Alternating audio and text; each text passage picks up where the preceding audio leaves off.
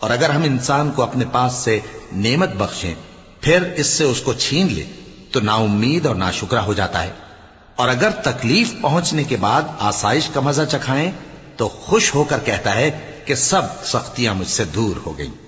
بے شک وہ ہے ہی خوشی میں مست ہو جانے والا، بڑا فخر جتانے والا۔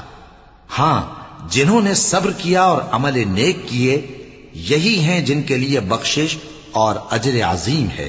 تو شاید تم کچھ چیز وہی میں سے جو تمہارے پاس آتی ہے چھوڑ دو، اور اس خیال سے تمہارا دل تنگ ہو کہ کافر یہ کہنے لگیں کہ اس پر کوئی خزانہ کیوں نہیں نازل ہوا، یا اس کے ساتھ کوئی فرشتہ کیوں نہیں آیا۔ اے نبی، تم تو صرف نصیحت کرنے والے ہو، اور اللہ ہر چیز کا نگہبان ہے۔